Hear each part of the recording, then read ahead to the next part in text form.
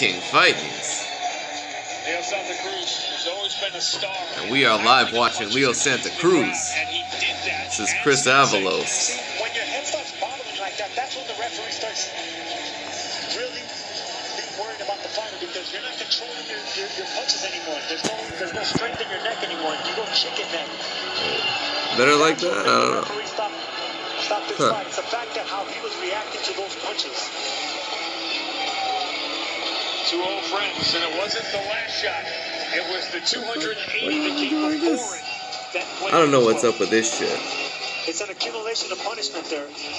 And like He I said King earlier, Fight the News. resistance for those punches are not there anymore, so Let me that's why take his this neck shit started off. bobbling like that, and the referee had to go intervene.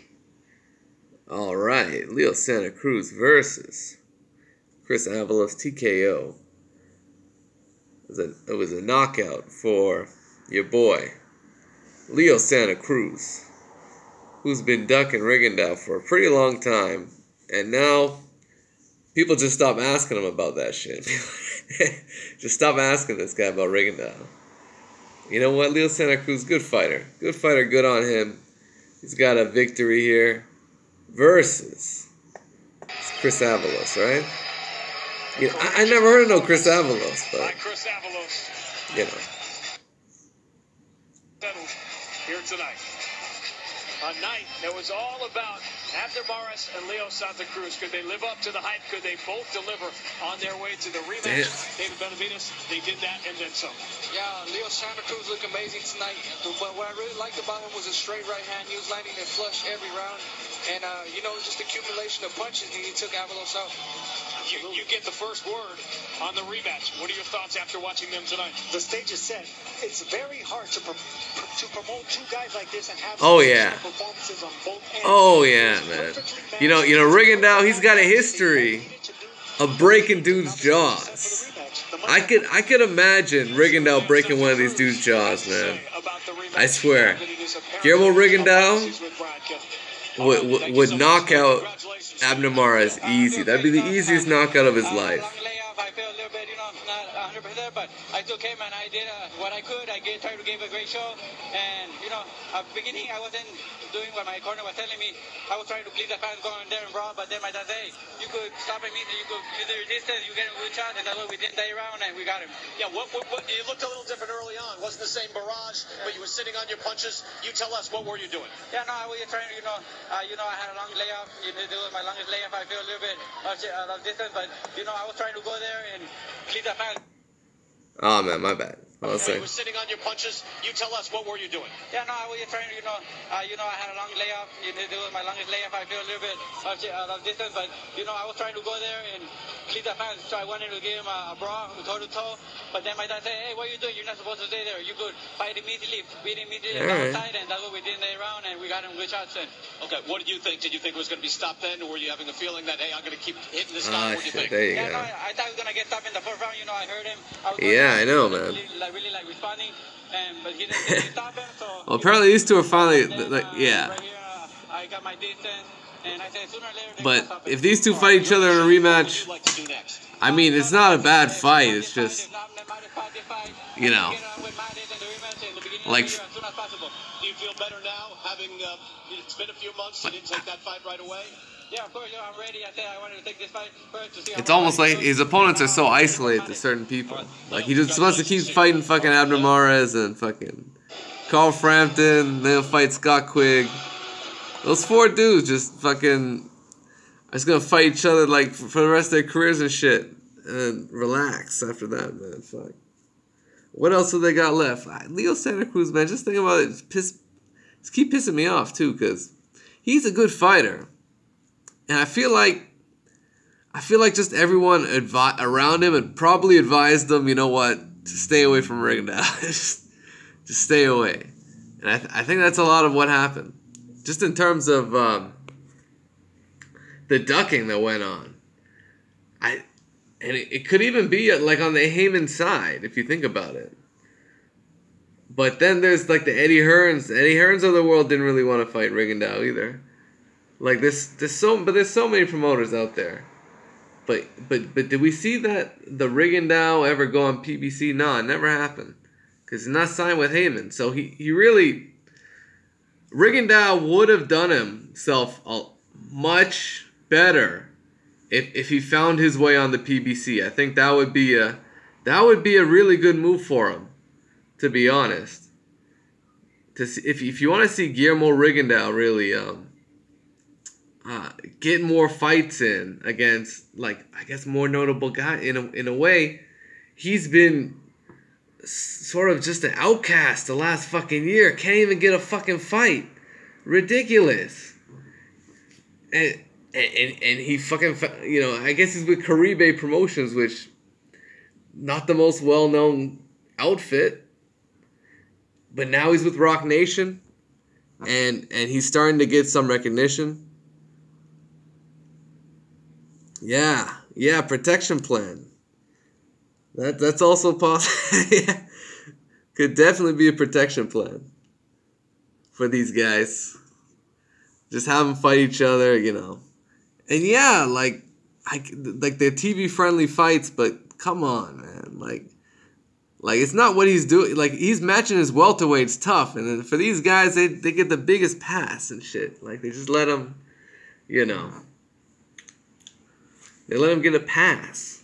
Fuck, man. We see Leo Santa Cruz chilling and shit after his victory. Yeah, it's a good fight. You know, you whooped that boy Avalos, though. Avalos got an ass whooping. Can't deny it, but damn that. For me, this is Leo Santa Cruz versus a bum. That's what it was. That's what it was. Leo Santa Cruz is probably gonna beat Abner Mares, though. Like if we're really talking Leo Santa Cruz, Abner Mares, that's an interesting fight. Also, like, it's not bad. Like, it's big in California as well.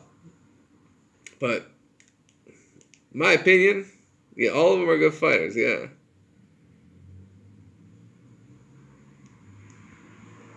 Yeah. Absolutely. Shout out to that dude, man. Yo, it's crazy, man.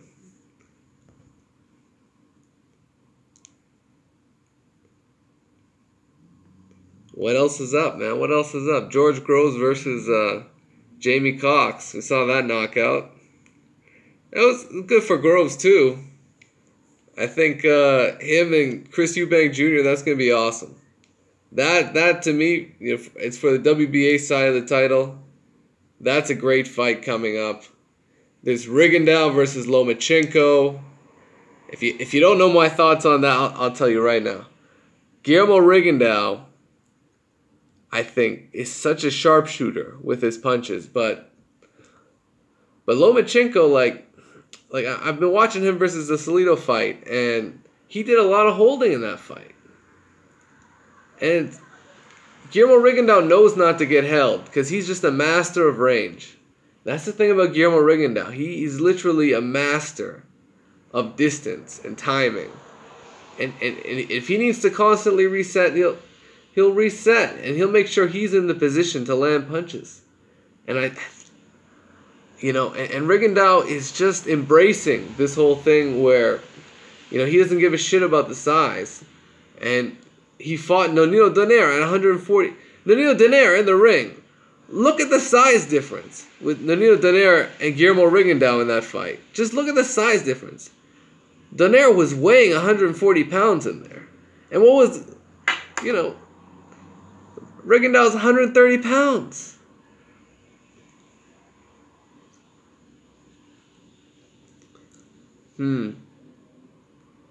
That would be very, you know, if that kind of thing happens, I mean, Lomachenko's, he cannot get the pound for pound credit that everyone's, if he goes on the defensive, because right now Lomachenko's talking about squat, like he's really talking about going in there and knocking out Guillermo Rigondeaux.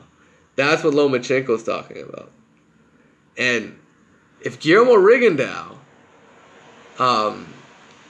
who has a very deceptive power, it's almost Bernard Hopkins-esque, where like how he fought Felix Trinidad. Like, he never really hurt Trinidad, but he made him fucking feel his punches. Yeah, man, size doesn't matter, and it's just and I just posted this shit when Vasyl Lomachenko fought Orlando Salido. He went on and said that, you know, size doesn't really matter. No, you know, all that is just, you know, having to adjust, and he still believes that, you know, he could beat bigger and better fighters, and he truly believed he could beat Orlando Salido no matter what he weighed. And, like, that wasn't even a factor. The factor was Orlando Salido. Orlando Salido's a fucking grizzled veteran that's beaten the likes of Robert Guerrero, and he's been in there with Juan Manuel Marquez and so many great fighters. Mikey Garcia and all these guys. And, yeah, he's going to give you a hard time. 100%. And now it's almost confirmed he's going to fight Miguel Berchelt, or Burchelt, whatever you call him. And that's going to be a great fight as well. That's going to be awesome. Loma versus Rigo. Man, I can't, you know, every time I cannot bet against Rigondeaux. Can't do it. And if there was a time, this would be the time to do it. Because, you know, Rigondeaux, it's possible that Lomachenko lands something that just catches him off guard. And he could hurt Rigondeaux. And at that point, there's a chance that the fight could be stopped. But Rigondeaux's so seasoned, and I think he knows what he's getting himself into here. And I also think there's a possibility that Lomachenko may buy this whole narrative that he's got such a big size advantage, and Lomachenko might be overconfident going into this fight, and Rigondeaux's just embracing this whole thing where I'm the smaller guy, and I'm gonna whoop this big guy's ass, and that would just put him over the top. And to me, Rigondeaux, I'm gonna say this before, I've always had Guillermo Rigondeaux at like number 2, and pound for pound, he's always been my number 2, always. I'm sorry if that offends people, but the way he beat Donaire solidified his spot at number 2, and you go back to when that happened. You know, everyone had him either number 2 or number 1, but as long as Mayweather was in the sport, he was number 2. Then Mayweather retires, and Lomachenko's on the scene, and fucking that fucker Roman Gonzalez gets blown up by the media. And what happens? Roman Gonzalez. Shout out to Big Jut. Yeah, man. That's right. They were saying Daniil's top 3. Absolutely. In fact, he even got fucking Jim Lampley on his show, gave him fighter of the year that year because he got 3 straight wins. Then the next year he fought Rigondeaux and he got blown out of the water. Just, man, Rigondeaux lashed Donaire. Blew his eye up too. Had Donaire holding his eye in the 12th round. That was just so. It was, and he had to get up from the floor. Guillermo Rigondeaux got caught with the left hook. It's like 7th or 8th round, knocked him down. You thought Rigondeaux might be hurt here, and he just got up and pure class, was able to just go back to his game plan and dominated the fight. You know, I think there's a good chance Guillermo Rigondeaux pulls off a masterclass and gets a decision. But that's the only way he wins. I don't know that he can knock out Lomachenko, but it would be awesome if he just hurt Lomachenko at some point. And I think if he has the moment where he hurts Lomachenko, I think at that point, yes, Lomachenko will go on the defensive, like he did, because he was quite defensive against Orlando Salido. If you watch that fight, Orlando Salido, very aggressive, right in his face. And what did Lomachenko do? He grabbed. Holding, always holding. But, excuse me. I would have, sorry guys. I would have Lomachenko beating everyone. Like literally everyone in the division except for Rigondeaux. I think Rigondeaux beats him. 12-round decision. I think it'll be pretty clean. At least I think Rigondeaux will win 7 rounds. But it's possible. Like I also think if Rigondeaux wins 7 rounds, they could call that shit. You know, they might give it to Loma. If Loma wins 5 rounds, they might give it to him. So yeah, we all know this is a Bob Arum fight. This is a top-ranked fight. And Bob Arum is going to make sure that if it's a close fight, it's going to go to Lomachenko's way. Like I can see that happening also. Just in my opinion.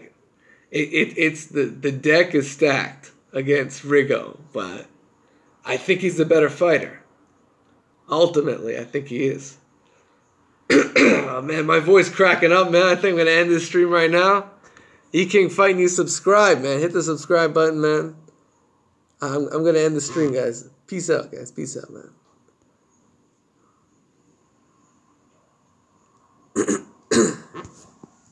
Fuck, man. It's very possible.